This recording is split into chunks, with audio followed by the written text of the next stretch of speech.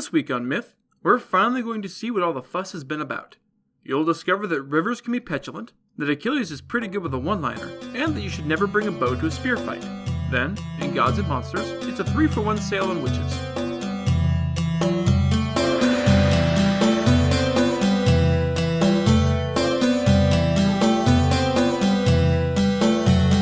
This is the Myths Your Teacher Hated podcast, where I tell the stories of cultures from around the world in all of their original, bloody, uncensored glory. Modern tellings of these stories have become dry and dusty, but I'll be trying to breathe new life into them. This is episode 26L, Reap the Whirlwind. As always, this episode is not safe for work. Before we get started, I want to say thanks to Rhett Hall of Cardinal Branding and Design. You might have noticed that we've got a rad new logo. I'm really stoked about it, and I'm working on putting together some options for stickers and t-shirts in the near future. Once we get things rolling, there will be details on the website, and of course, I'll update you here as well. All of this has been to get ready for something big that I can finally officially announce. Myths Your Teacher Hated is going to Atlanta Comic-Con. I'm going to be hosting a panel on mythology and popular culture on Sunday, July 15th at 1 p.m. If you're going to be at the convention, you should stop by and check us out. If not, it's looking like we might be attending another big Atlanta convention over Labor Day weekend. You know the one. I can't officially announce any details there yet, so sorry for the vague potting. Okay, enough ego stroking. On with the show. When we left the story last time, Paris, former herdsman and lost prince of Troy, had kidnapped Helen of Sparta, wife of King Menelaus, because a god promised her to him as a bribe. The Spartan king had summoned everyone he could to go get her back, over 1,000 ships worth of soldiers, and set sail for Troy. They spent 8 years of misadventures trying to get to the distant city, before finally killing the right people to appease the right gods to find their way. There, they have spent another 9 years besieging the city of Troy, with neither side really getting any decisive victories. After more inconclusive fighting, Agamemnon pisses off one of his most important allies by being petty, and Achilles goes to his tent to sulk, refusing to fight anymore. The Trojans had fought back fiercely, resulting in Menelaus of Sparta being willing to accept a challenge to single combat with Prince Paris of Troy to decide the whole damned war. After a lot of build-up, Paris gets his ass kicked and is saved from certain death by the timely intervention of Aphrodite, who carries him away from the fight, leaving the battle to drag on. The battle becomes incredibly intense after Zeus orders all the mortals off the field, and ends with the Greeks huddled behind a new wall around their ships, besieged by the Trojan army in one hell of a reversal. After a night full of cloaks and daggers, the Trojan spy lay dead, and the Greek spy successfully raided and murdered the king and 12 soldiers of a Trojan ally in the darkness. The Greeks tried to buy off Achilles and get him back in the fight, but he preferred to be petulant and leave them to their fate. The Thracian dead were discovered in the morning, and the Trojans attacked anew, finally breaking through the wooden walls of the Greeks. With the help of a sneaky Hera fucking her husband into a magical coma, Poseidon supports the Greeks to prevent a total loss.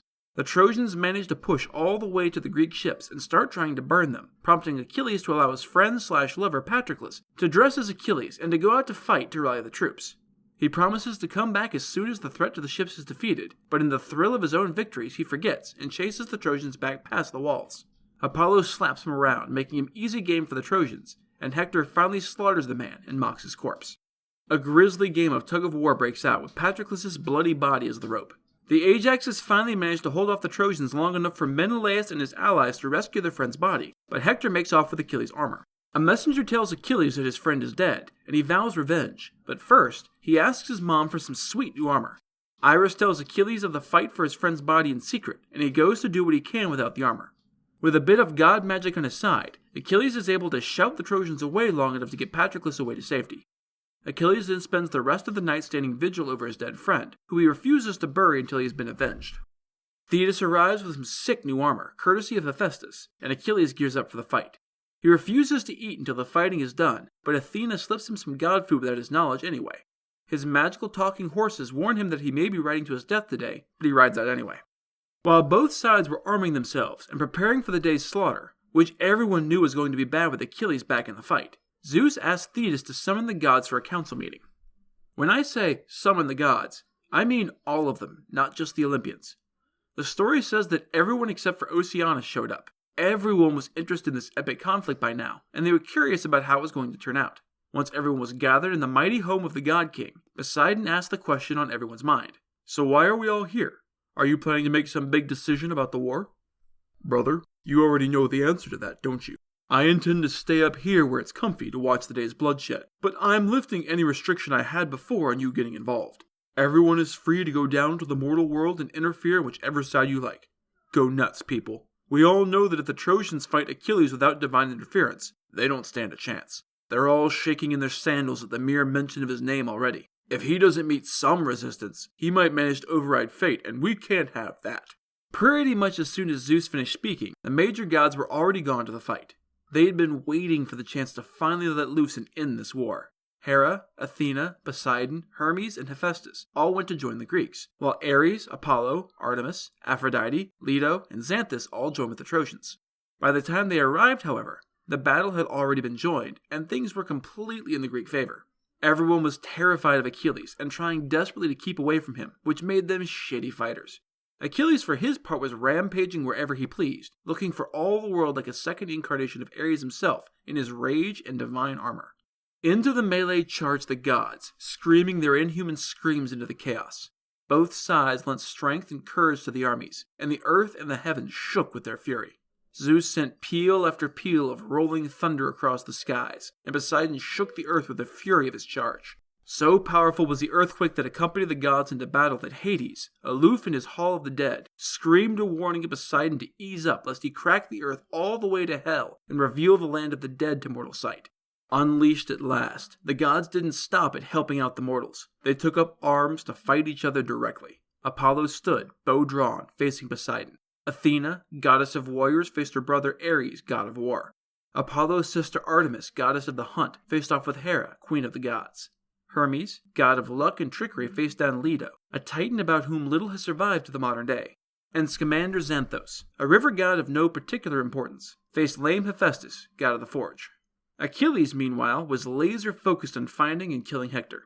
Nothing but the lifeblood of the arrogant prince of Troy would fill the gaping wound in his heart. Apollo had other ideas. Standing with his bow drawn but not yet fighting, he sent a message to Aeneas to warn him of the coming of the Greek warrior, as well as the courage to face him. In the form of Lycaon, son of King Priam, he said, "Aeneas, what happened to the boast you made over your wine that you would gladly fight Achilles in single combat if he ever stopped being a little bitch and joined the fight?" He's back. Why are you trying to goad me into a fight when I'm not really feeling it? I've faced him before, you know. I was there when he sacked Lyrnessus and Pedasus, and if Zeus had not given me the strength to flee, I'd be dead now. Athena was there with him, protecting him, and some god is always there watching his back. Even if he didn't have a godly guardian angel, he's an incredibly deadly fighter, and he never fails to strike true with that awful spear of his. If I could face him in a fair fight, without any gods or magical help, he wouldn't find me so easy to kill, I promise you that. Basically, he was scared of Achilles now that there was actually a chance of having to fulfill his boasts, even with the courage of Apollo in him. Apollo gave him a withering look. Don't be a coward, man. People say you're the son of Aphrodite, who is Zeus's daughter, and Achilles is the son of Thetis, who is only the daughter of that old man of the sea. You've got a better class of gods on your side, so you shouldn't be afraid to face him like a man. Apollo poured more courage into him, and Aeneas found he longed to go out to the front ranks and face the vaunted Achilles mano a mano. Hera watched all this unfold, then went to see Poseidon and Athena. Check it, Apollo is pouring his power into Aeneas and sending him in full armor to battle our boy Achilles. Do we abandon him now, or is one of us going to stand beside him and give him our power to match that of Apollo? Are we the real power in Olympus, or not? We should take the fight to them, personally. Poseidon shook his head. Cool your jets a little, Hera. I don't think it's the best idea to make the other gods actually face us in battle. It wouldn't be fair since we've got such a huge advantage in numbers and power. Let's stay nearby on a hill where we can watch and let the mortals slug it out. If we see Apollo trying to take a direct hand, we can force the issue then. Without waiting for an answer, Poseidon went to the earthen barrow that Athena and the Trojans had built for Hercules back when he was being chased by a sea monster. The three gods took up station there, wrapped in a deep cloud of obscuring darkness. Thus, the gods were arrayed against each other, opponents picked out, but no one was willing to cast the first spear. They stood motionless as the two mortal armies rushed together, the sound of their feet shaking the earth in a deep rumble. At the front of the two armies rode Achilles and Aeneas. As they closed, Aeneas was the first to break ranks and march out to meet in single combat. Achilles saw his boldness, helmet flashing defiance in the sun, and he smiled.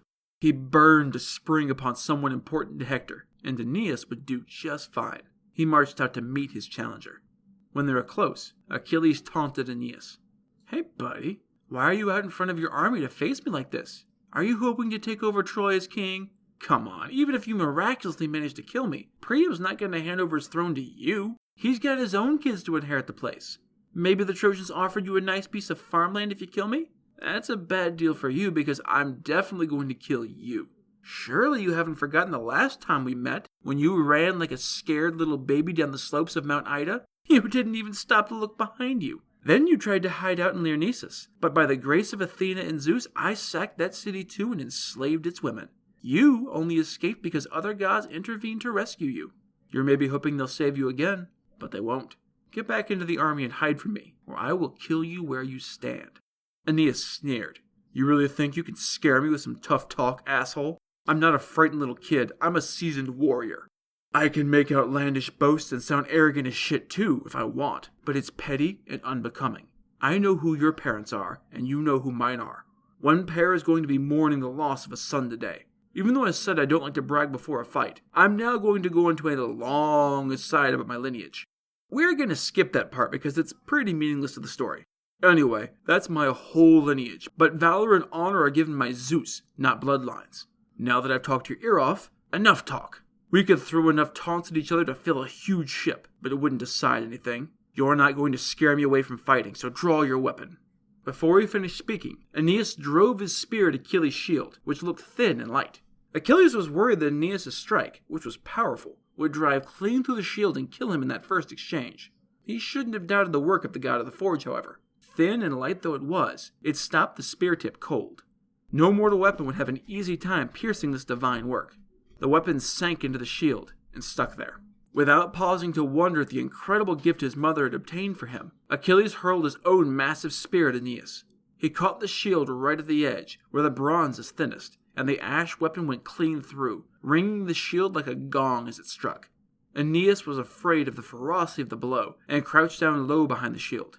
It saved him, as the weapon drove all the way through, and flew past him over his shoulder to stand quivering in the sand. He froze like a rabbit that has seen the shadow of a hawk, terrified of this awful warrior he had bet his life against. Achilles took the opportunity to leap at Aeneas, sword drawn, his voice laced with death as he screamed his fury to the heavens. The scream shook Aeneas out of his torpor, and he seized a rock large enough that 2 normal men would have been required to lift it. Aeneas would have thrown his stone, hitting Achilles in the helmet or the shield, and Achilles would have shrugged off the blow to close with him and slice him open with his sword, had not Poseidon said to his fellow gods, "Sucks for Aeneas. He's about to wake up in Hades." He was a fool to listen to Apollo, who's not about to save him from his destruction now. It seems unfair that he has to die for someone else's quarrel. You know what? I think we should save him from death, even though I'm on Achilles' side of the war. It will make Zeus happy. I'm sure I can pretend it was his fate to be spared or something after. Maybe he can be king if Priam dies. Hera gave him a look. Do what you want, brother. As for me and Athena, we've sworn several times to never help the Trojans in this fight, not even if all of Troy is burning at the hands of the Greeks. Poseidon didn't need any more permission than that. He immediately waded out into the thunder of battle and came to the clearing around Achilles and Aeneas. He threw a magical darkness over the eyes of Achilles so that he could pull the spear out of the sand in peace. He laid it at Achilles' feet, lifted Aeneas overhead in the palm of one hand, and hurried away in the blink of an eye. He carried him that way over the heads of countless bands of warriors locked in life and death struggles, to finally set him down at the very edge of the armies, where the Chalconians were arming for the fight. Aeneas, what asshole of a god talked you into this stupidity? Achilles is a better fighter than you are, and better loved on Olympus to boot. If you meet him again, back off and let him go, or you'll find yourself waiting for Charon to ferry you across the Styx. If someone slays Achilles, then you can range about in the front of battle, since no one else on the Greek side is good enough to kill you easily. With this admonishment, Poseidon left him and removed the darkness from Achilles' eyes. He was understandably upset. What the actual fuck? My spear is lying on the ground in front of me, but I don't see Aeneas' corpse lying on the ground where it should be. Shit, he must be under the protection of heaven to escape me like that. I thought he was just trying to intimidate me, but apparently he was serious. Fuck him. He's not going to want to face me again, not after I came this close to murdering his ass. There are plenty of other Trojans to slaughter instead. He raced along the lines, encouraging his men. Get in close, you bastards, and fight them man to man. As awesome as I am, I can't be everywhere at once, so I need you all to be there for me. The fighting is so fierce, even Ares and Athena, immortal as they are, would think twice before jumping into it. But not me. I will break them, and woe betide any unfortunate son of a bitch who comes within range of my spear. Hector, meanwhile, had called together his own men. Don't be afraid to face Achilles, men. I could fight the gods themselves if I only had to fight with words, but if it actually came to spears, I'd be fucked. So it is with Achilles. He talks a big game, but he can't possibly back it up on the battlefield. He'll bleed just fine once I stick a spear in him. With a cheer, his men charged into battle. Hector planned to be right behind them, but Apollo stopped him. Hector, under no circumstances are you to fight Achilles in single combat. Keep an eye out for him and, if you see him coming, run the fuck away before he can drive his spear into your heart. Hector was afraid at the god's words, and stayed back behind the shield of his men. It didn't help when he saw Achilles leap into the fray with inhuman grace to drop Petulant. With a powerful overhand blow, he drove his sword into the man's skull, splitting his head in two and spilling his brains over those around him. His body flopped bonelessly to the ground and was crushed and ripped up by the wheels of the Greek chariots. Your death has come, Petulant. After that single moment of gloating, he leapt again to fall on Demoleon, son of Antenor. His spear point met the metal of his helmet and passed through with hardly any hesitation, driving deep into his temple and exploding out the other side in a fountain of gore. Pulling his spear back out, he spun in a single motion and sliced Hippodamus across the stomach as he was leaping down from his chariot, eviscerating him. He screamed in fear and pain as he watched his life spill to the ground in wet, gray ropes. Even as Hippodamus was still screaming his final breath, Achilles found Priam's youngest son Polydorus, who had been forbidden to fight as the baby of the family and his father's favorite son. He was working as a runner and had been on the front lines to show off his speed. As he tried to race past, Achilles planted his spear in the boy's back, right at the joint between two pieces of his armor, and he looked down in shock to see a spear tip jutting out his belly, red with his own blood. He dropped to his knees, hands scrambling desperately, uselessly trying to keep his intestines inside him. Hector saw his brother holding his own entrails in his hands, crying in fear and pain, begging his brother to help him, to save him. It was already too late. Something snapped in Hector. He couldn't stay behind the front lines to save his own skin anymore. Achilles had murdered his brother. That bastard needed to die. Red anger clouding his eyes, he plunged into the lines, emerging in front of the Greek hero. Achilles! You murdered my beloved brother, you dick! I'm gonna kill you! Achilles smiled, looking like an avatar of Ares. Draw near so that you may meet your doom all the sooner. Fuck you, Achilles. Your brave words don't scare me. I can boast too, but I don't see the point. You're a much better fighter than I, we both know this, but it doesn't matter. This fight is in the hands of fate, and my cause is worthy. I'll see you breathe your last and beg for mercy. He hurled his spear with his final taunt, but Athena blew on it. The spear missed Achilles entirely and, impossibly, circled back to land at Hector's feet. That can't be a good sign. Achilles ignored Hector and leapt at the Trojan prince, screaming his bloodlust and his fury. But Apollo grabbed Hector and pulled him aside. 3 times Achilles leapt with murder in his eyes, and 3 times Apollo blinded him and pulled Hector to safety. As he readied for a 4th charge, he screamed, Dog, you keep barely escaping your death, but you felt the brush of its wings as it passed, didn't you? You must spend a lot of time on your knees in front of Apollo before battle for him to keep saving you like this. But I too have friends amongst the gods, and Apollo won't always be here to save you. Your life is mine, Hector. Remember that as I slaughter your people. He turned from Hector and drove his spear through the neck of Dryops, ripped it back out, and, before his blood had even hit the sand, shattered the knee of Deimachus, a giant of a man. The man stumbled as his knee simply gave out, unable to support his weight anymore. And then Achilles' sword ripped him open from his belly button to his chest. Shock lingered on the huge man's face as he died, but Achilles had already sprung on the brothers Laogonus and Dardanus, throwing one from their chariot with a thrown spear, and the other with a savage strike of his sword. Seeing this unstoppable killing machine whirling through the army, Tros crawled to Achilles on his knees and grabbed Achilles' legs in a desperate plea for mercy. Achilles drove his sword down the man's throat as he begged, blasting his liver out of his side and soaking his chest in dark blood. Achilles ripped his sword back out and turned on Mulius. Trading sword for spear, he stabbed the man in the ear, through his brain, and out the other ear. Leaving the spear there for the moment, he drew his sword and sliced Achilles across the eyes, blinding him and covering his face in a mask of blood and gore. He seized the spear from the corpse he'd left it in and twisted it back out, only to drive it through the forearm of Deucalion, snapping the sinews. His arm flopped uselessly beside him as he watched his own death come for him in slow motion, as Achilles took his head off with a single blow, flinging his head, still seated in its helmet, out into the crowd, dripping marrow from his severed spine. The severed head hadn't yet rolled to a stop before Achilles was chasing Rigmus of Thrace, transfixing him with a spear through the belly as he rode past.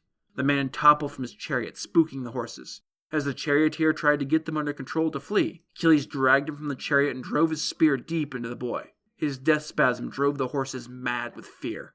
The Greek hero is a living death, terrible to behold. He drives the Trojan army in a sea of blood to the ford of the river Scamander Xanthos, the home to the minor river god of the same name I mentioned earlier. He drove half the army over the plains toward Ilus, the panicked soldiers fleeing along the same route the Greeks had used the day before when running headlong from a seemingly unstoppable Hector. Hera sent a thick fog to confuse them and keep them isolated from the other half of the army, who were trapped against the banks of the swift-flowing river. More afraid of Achilles than the water, they dove into the river and struggled to swim through the swift current in their heavy armor. They ran from Achilles' fury like locusts before a blazing wildfire. Seeing this, the hero left his spear leaning against a bush on the bank and waded out into the water with only his sword. As the panicked men tried to flee, he cut them down one after another. His blows rained down on the unprotected bodies of the fleeing men, and their blood turned the river red with their death.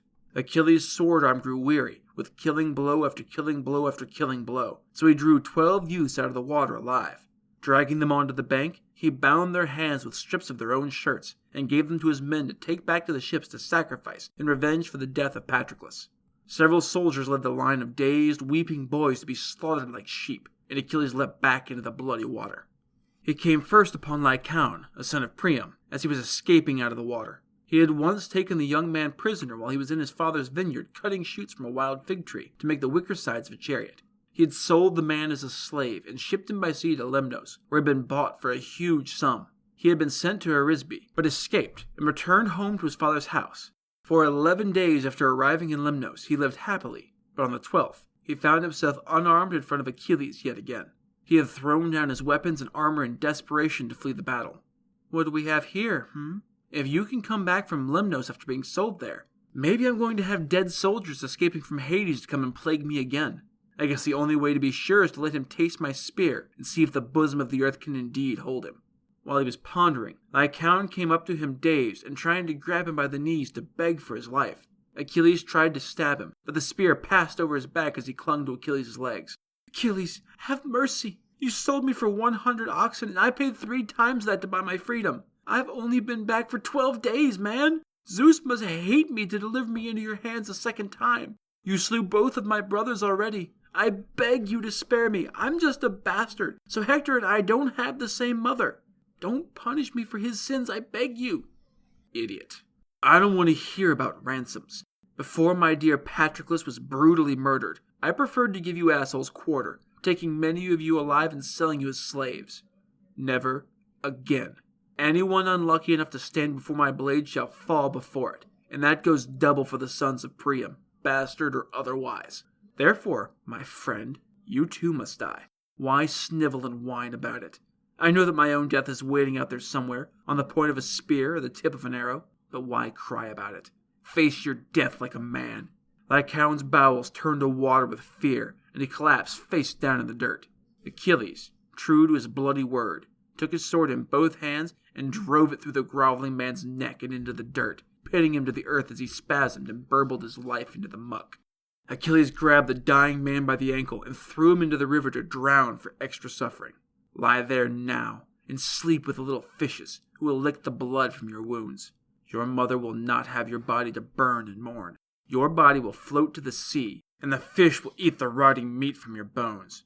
You and all your friends will pay in full for snuffing out Patroclus, and for the havoc you wrought against my friends while I was sulking and nursing my anger. The river god, sticky with the blood clogging his beloved river, grew angrier and angrier. He wondered how he could end Achilles and save the Trojans from disaster. As he thought, Achilles sprang upon Asteropaeus, the grandson of the river god Axius. He was one of the few Trojans to stand and face Achilles with weapons in his hands, and Xanthus filled him with courage and vengeance for the corpses clogging his water. Who dares face me? I feel sorry for your parents. They're about to lose a son. It's weird that you want to know my lineage, but what the hell? I'm the grandson of the river Axius, fairest of all the rivers that run, and I've only been here for 11 days. Enough chit-chat. Let's fight, Achilles. Achilles shrugged and raised a spear. Asteropaeus was ambidextrous, so he threw a spear with either hand. One embedded itself in the magical shield of Hephaestus, but the other grazed Achilles' elbow, drawing blood. Achilles, his bloodlust up, hurled his own spear but overshot. The weapon flew past and embedded itself in the river bank, halfway up its length. The Trojan soldier tried to draw Achilles' spear out of the earth, but it was embedded too deeply. Achilles didn't bother. He drew his sword and struck him down as the man tugged uselessly at the only weapon available. His sword ripped through the man's back and sliced open his bowels, which piled around the spear that had eluded him. As he lay there gasping, Achilles took off his armor as spoils. Lie there, you poor, deluded demigodling. You never had a chance facing an actual son of a real god. You come from a trickle of water. I come from the line of the storm god. Leaving the dead bastard prince on the sand, Achilles drew his spear easily out of the riverbank. Hefting the ash rod in his hands, he turned and stalked back into the river after the dead man's troops. In a rapid succession, he slaughtered 7 relatively unimportant characters and was still thirsting for more blood. Before he could hunt down another, the river swelled up in front of him until a human form made from the flowing water stood on the surface of the river near the center where the water was deepest. You're as big a bastard as you are deadly a fighter, Achilles, and yet the gods still seem to protect you. If Zeus is hell-bent on letting you slay every last Trojan, at least drive them out of my waters and do your foul deeds on dry land. My waters are choked with corpses, dammed up with the damned, and you still go on slaying one after another, merciless. I beg you, dread captain, trouble my shores no longer. Fine, Scamander Xanthus. I won't kill them in your river anymore, but I'm still going to kill them. I won't stop until I've driven them back to their city and faced Hector one-on-one. No gods. He turned without another word and went back to slaughtering the Trojans. The river god, meanwhile, went to see Apollo. It sure doesn't look like you're obeying Zeus's command to stand by the Trojans and defend them until twilight fades and night falls over the earth. Achilles sprang from the bank towards midstream, but the river raised a huge wave directly in his path. It crashed into him, beating him like a club. The rushing water turned to a torrent and drove the bodies of the dead downstream, then cast them onto the earth with a roar.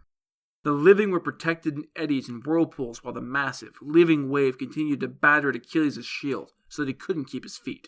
He was swept away in the raging water, but caught hold of a great elm tree.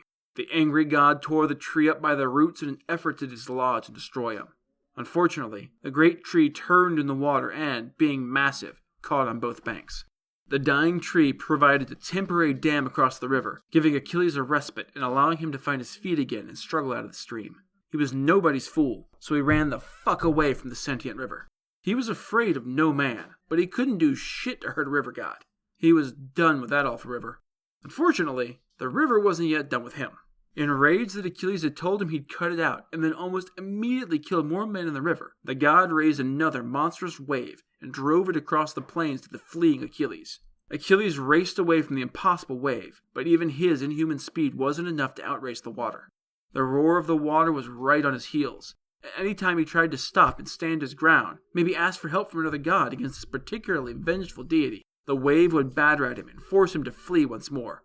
He couldn't run forever, though. He was tiring, and the greedy water kept getting ahead of him, turning the soil to a thick mud, which sucked at his every step. Father Zeus, is there no god who will take pity on me and save me from this terrible river? I don't even care anymore what happens to me after this. I don't blame any of you for this. I blame my mother. She tricked me, made me think my biggest worry was to die beneath the rain of arrows from the walls of tall Troy. I would much rather have died at Hector's hand, the best of the Trojans, in honorable combat, to die a hero. Instead, it looks like I'm going to meet a wretched, ignominious end drowned in a flood like some stupid shepherd trying to cross the river in a storm. Immediately, Poseidon and Athena came to him in the form of 2 men who took him by the hands. Poseidon spoke first. Achilles, be not afraid. We too are gods, come with Zeus's blessing to aid you. It is not your fate to perish in the river. You are far from his source of power, and his strength will soon abate. In addition, we strongly advise you to keep fighting and not cease until you have trapped the Trojan host behind their great walls. Those you don't manage to kill anyway, fight and kill Hector. We'll make sure you get a clean fight. They vanished with a whisper and went back to the other gods. His heart lightened by this meeting, he continued towards the plain. Everything was covered in a waist-high layer of water, strewn with the bodies and armor of those Achilles had slain. The current tried to drive him back toward the river and the angry god, but Achilles forced his way against it easily, empowered by Athena. Scamander Xanthus wasn't ready to give up yet, though. He called out to his brother Simois, "Hey bro, help me stop this asshole before he sacks the city. Fill your streams with your powerful waters. Raise up your waves. Drag up rocks and sticks and bring them thundering down on Achilles' head. He acts like one of the fucking gods. We'll steal the breath from his body and bury his body beneath the waves, wrapped in the sandy banks to be lost forever and never found by the Greek army. They raised up a new flood against him, seething and frothing with foam, blood, and dead bodies. The waters surged in a dark wave, trembling and ready to crash down on Achilles. But Hera, afraid that Achilles would be swept away in the dark fury of the surging water, called out, "Lamefoot, my son, I need your help. Kindle a fire and I will bring up the west and south winds into a mighty hurricane. The winds will whip up the flames and create a flaming whirlwind to boil the upstart river gods and any Trojans in the way to boot. Don't lit up with the flames until I give the word." Hephaestus stoked his flames into a fierce fire and unleashed it on the plain. The dead littering the earth were scorched to ash, and steam rose from the soil as the river's floodwater was flash-boiled. The scene of Achilles' massacre and subsequent banishment by the river god was burned and swept away, leaving the earth clean and dry. Well, clean-ish. Then Hephaestus turned his holy flamethrower on the river itself. The reeds and the willows along the riverbank withered and burned. The fish and eels in the water fled the heat. Xanthus quickly surrendered, his liquid body boiling and steaming. "Hephaestus, you win. I can't hold my own against your deadly flames. I didn't even really care about this stupid war anyway. I just wanted Achilles to stop fighting in my beautiful river." Hephaestus refused to relent. The fires poured down hotter than ever, and Xanthus stopped flowing. He cowered at the bottom of the riverbank with as much of his water as he could keep around him to try and protect himself. He prayed to Hera instead. "Queen of the gods, why have you sent your son to destroy me? I've barely participated in this war. Hell, I was just protecting myself. I'll happily promise to never help the Trojans against the Greeks again if you just stop this." Hera heard his plea. "My son, you can stop now. We should probably not try to murder each other in front of the mortals." Hephaestus let the fire dwindle, and Xanthus went back to his riverbank to lick his wounds. The rest of the gods didn't exactly share Hera's sentiment. Ares threw the first punch. Shocker, right? Drawing his sword, he leapt at Athena, who he considered his only worthy opponent. "Well, bitch, have you again turned on your fellow gods? Even though I'm the one attacking you, I'm going to blame you for my actions because I'm the original man-baby. Have you forgotten how you sent Diomedes after me and gave him the strength to try and hurt me? Or how you stabbed me with a fucking spear? Let's not dwell on what I was doing at the time that might have made me a legitimate military target, because that's how gaslighting works. I'll kill you for embarrassing me, you whore."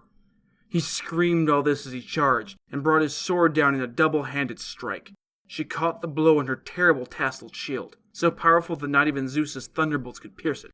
Shrugging it off, she grabbed a great black boulder from the plain that had been used as a field boundary and smashed it into Ares' neck. Gasping, he dropped to the ground. Hard. His armor rattled around him, stained with dust. Athena laughed at her brother. "You idiot. Haven't you figured out that I'm way stronger than you yet? You can't beat me, you dick. Girls fucking rule. Your mother is pissed at you for deserting her and the Greeks for these piece of shit Trojans." Leaving the broken god of war to gasp and writhe in pain, she turned her eyes to her next target. While she was distracted, Aphrodite snuck in to save Ares. She grabbed him by the hand and dragged him away, moaning the whole time. Hera saw the sex goddess struggling to drag a mostly stunned Ares off the battlefield. "Athena, look, that vixen Aphrodite is trying to rescue Ares. I think you should teach her a lesson about interfering in matters of war and death." Athena dropped back to earth and landed on a surprised Aphrodite with one hell of a flying palm strike. She wasn't much of a fighter, and she too went down after a single blow and collapsed next to the god she'd been trying to save. Athena laughed. "If all of the Trojan defenders were as weak and breakable as these two glass-jawed idiots, we'd have won the war years ago." On another part of the plain, Poseidon taunted Apollo. "Hey, golden boy, why are you staying so far away from me? Others have already begun fighting, and you're still circling me like a frightened kitten. It would be embarrassing if we went back to Olympus without even fighting each other. You're the younger of the two of us, so you should get the first shot. I'm wiser and deadlier. It wouldn't be fair. I mean, you seem to have forgotten how we labored together for a solid year to build the walls of Troy for Laomedon. Or how, when it came time for him to pay up, he berated and abused us and sent us away empty-handed. He tried to cut off our ears. Us! We're fucking gods, man. He even threatened to tie our asses up and sell us as slaves. Why are you protecting his people?" Lord of the Earthquakes, you wouldn't respect me if I were to start a fight with you over some measly mortals who come out like leaves in the summer, eat the fruit of the fields, and then drop dead. We should let them settle it themselves." He turned away, unwilling to attack his uncle. His sister Artemis wasn't so understanding. "You cowardly shithead! You would run away from Poseidon and let him win a cheap victory? He's in your head, man! Are you a baby or a god? You've got a bow. Use it, or else I don't ever want to hear you brag about how you could totally kick Poseidon's ass, as you have so often done for some reason." Apollo ignored her and continued walking. Hera heard this exchange and came to Apollo's defense. "Shut up, you hussy! You would dare to cross me this way?" Apollo was making a smart move. You would do well to follow suit. You're good with a bow, sure, but I'll kick your ass all the way home just the same. Zeus may have let you go as a lion among women, killing whenever you feel like it, but you're used to hunting stupid animals. If you try to fight your fellow gods, you'll find out just how overmatched you are. Artemis took one angry step towards Hera, but Hera was much, much faster. With her left hand, she grabbed both of Artemis's wrists. With her right, she snatched her bow from her shoulders and used it as a club to beat her about the head and shoulders. Hera laughed as Artemis screamed and struggled in her iron grip, unable to escape or defend herself. Her quiver was knocked off her hip, and her arrows spilled on the ground. Finally, bruised and battered, Hera let her go.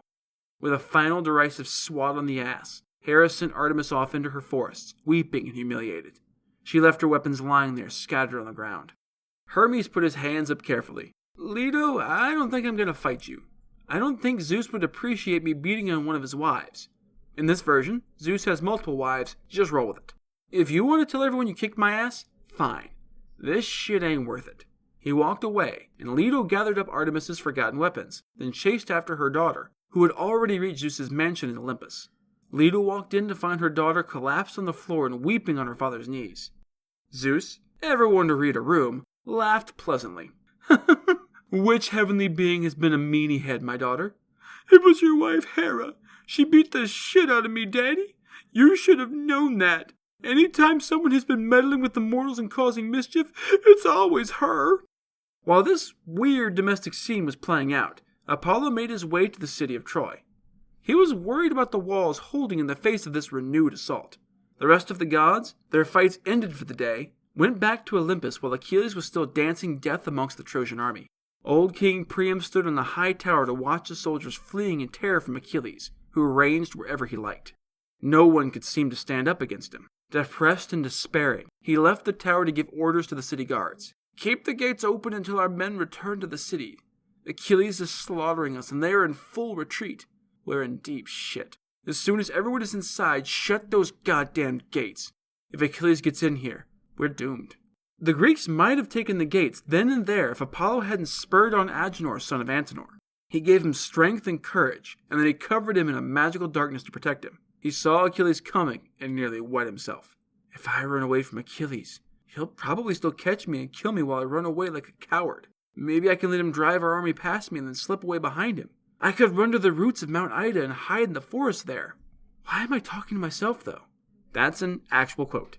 He'd probably see me when I tried to sneak away and kill me. Honestly, going out and fighting him in front of the city gates is probably my best bet. He's still mortal, so I might get lucky. If nothing else, I can at least let everyone see me go down like a hero. He decided, with prompting from Apollo even if he didn't know it, to stay there and fight Achilles when he approached the wall to give the army time to get inside. "Achilles, you think that this is the day that you sack our city, but you won't get in as long as the people like me can stand here and defend it. Here, you will meet your doom." Achilles was racing toward the city gates, completely ignoring Agenor, who he couldn't see thanks to Apollo's meddling. He aimed carefully, then hurled his spear. It flew from his hand and caught Achilles in the leg, right in the new greaves Hephaestus had made. The god of the forge knew his work, and the spear bounced harmlessly off. Achilles, naturally, turned smoothly and leapt for Agenor, but Apollo meddled again. He snatched up Agenor and sent him away from the battle in a golden mist. Then he shapeshifted into Agenor's form and drew Achilles away from the Trojan host. Achilles didn't know he was chasing a god instead of the mortal man who had attacked him, so he kept thinking he was seconds away from overtaking Agenor, who, naturally, managed to stay just out of reach. It was almost like magic. While he was distracted, the rabble of routed Trojans were able to stream into the city gates without being murdered by Achilles. Everyone who could still run raced into the city. They gasped in exhaustion and gulped water desperately. Outside, the Greek army gathered around the city walls. They should have closed the gates and prepared for a siege, but Hector wasn't ready to give up yet. He stood before the gates of the city as its lone defender. Apollo figured this was the perfect time to taunt Achilles. "Why are you chasing a god, mortal? What would you do if you caught me? Or didn't you realize it was me you were chasing? You idiot, you could have been harassing the Trojans and keeping them trapped outside the walls. But by now, they're all safely inside and out of the reach of your spear. You've got no one left you can kill. I'm immortal, asshole." Achilles was enraged. "You tricked me, you malicious son of a bitch. You robbed me of my great glory and saved the Trojans at absolutely no risk to yourself. Does that make you feel like a big man? If it were at all possible to kill you, I would. Dick." He turned, still fuming, and raced back towards the city. King Priam, back in his high tower, saw him coming. Achilles raced across the plains, shining in the sun like the star known as Orion's Hound, which blazes in the fall more brilliantly than any other star, but is a dread omen of fire and fever for mortals. Priam also saw his son and heir Hector standing before the city gates, standing directly in Achilles' path. Oh shit. He screamed a warning at his son, begging him to come inside, but Hector either didn't hear him or ignored him. It was time. He would run no more. Achilles and Hector were about to throw down. The Royal Rumble is about to begin, but right now, it's time for Gods and Monsters. This is a segment where I get into a little more detail about the personalities and history of one of the gods or monsters from this week's pantheon that was not discussed in the main story. This week's monsters are the Graeae, the Sisters of Fate. The name Graeae roughly translates to Grey Women, or maybe Grey Witches. They were also known as the Grey Sisters, or the Phorcides, which means daughters of Phorcys, although their other sisters, the Gorgons, are far more famous. They were, no surprise, daughters of the sea deities Phorcys and Ceto, named Dino, the Terrible, Inyo, the Warlike, and Pamphredo, the Destroyer. They were a matched set, by which I mean they all had the same eye and tooth. Yes, I meant for both of those to be singular, and yes, I meant shared in the literal sense. The three sisters had been born as old women, gray-haired from birth, with a single detachable tooth and a single detachable eye between them, which they shared. On the one hand, it sucks to be old literally your entire life. On the other hand, they never aged, so they could live forever. Some stories describe them as beautiful, though still sharing a single eye, and others as half-swans, but most agree that they were ancient women who lived in a putrid swamp. They were goddesses of old age, and the wisdom that age can bring, which was all sunk into their shared eye. Whomever wore the eye could access incredible knowledge. They only appear in one myth, but it's a good one. They are part of the story of Perseus, which we haven't covered yet, but we will. I won't get into the backstory because we'll have that another day, but suffice it to say that Perseus needed information that only they had in his quest to kill their sisters, the Gorgons. They weren't exactly excited to give up the dirt on their sisters, as strange though they were, so Perseus resorted to the Greeks' favorite option, trickery. He managed to sneak up between them while they were passing the eye around and snatch it while all three were blind. He threatened to throw it into the swamp unless they told him what he needed to know. They caved, terrified of losing all sight and wisdom forever, and Perseus continued on to more adventures. The stories don't say what happened to the Graeae after he left, but they definitely didn't warn their sisters. There must have been some real sibling rivalry there. That's it for this episode of Myths Your Teacher Hated. Keep up with new episodes on our Facebook page, on iTunes, on Stitcher, on TuneIn, and on Spotify. You can follow us on Twitter as @HardcoreMyth, and on Instagram as Myths Your Teacher Hated Pod. You can also find news and episodes on our website at mythsyourteacherhated.com. If you like what you've heard, I'd appreciate a review on iTunes. These reviews really help increase the show's standing and let more people know that it exists. If you have any questions, any gods or monsters you'd want to learn about, or any ideas for future stories that you'd like to hear, feel free to drop me a line. I'm trying to pull as much material from as many different cultures as possible, but there are all sorts of stories I've never heard, so suggestions are appreciated. The theme music is by Tiny Cheese Puff, who you can find on Fiverr.com. Next time, it's the moment we've all been waiting for. No, not the horse. Achilles and Hector are finally going to duke it out, one-on-one. You'll see that you should always listen to your parents, that Athena is a tricksy bitch, and that even ghosts can be catty. Then, in Gods and Monsters, we'll meet the sexy, seductive women of your nightmares, and of your kids' nightmares. That's all for now. Thanks for listening.